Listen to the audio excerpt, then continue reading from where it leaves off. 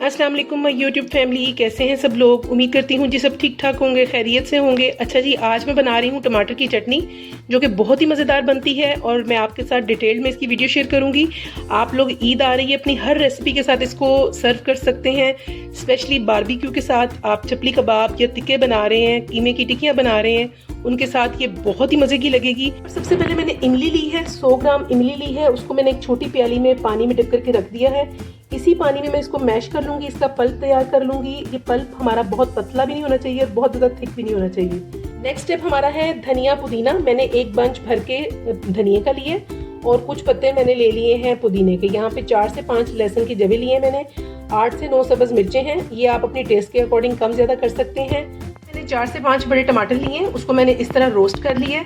2 टमाटर मैंने आपके सामने छील के रखे हुए हैं। इसको बाद में हम इस तरह इसका छिलका उतार लेंगे और इसको छील लेंगे। यहाँ पे मसाले में सिर्फ 3 चीज़ें जाएंगी।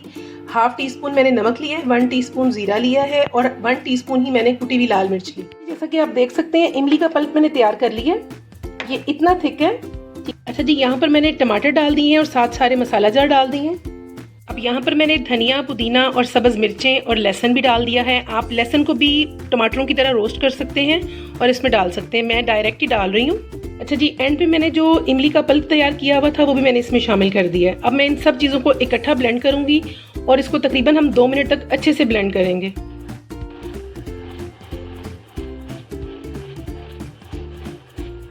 इस वीडियो के लिए मैं एक गिव अवे अनाउंस कर रही हूँ, ठीक है जी। आपने ये रेसिपी बनानी है और उसकी पिक्चर मेरे साथ इंस्टाग्राम पे शेयर करनी है, मुझे वहाँ पर टैग करना है। अच्छा जी, इस तरीके से आपने टमाटर को रोस्ट कर लेना है 1 बाय 1 करके। अगर आपके पास कोई ऐसी सीख है या कोई ऐसी चीज़ है उस पर आप एक साथ भी 3 से 4 टमाटर फिल करके तो उसको इस तरह रोस्ट कर सकते हैं।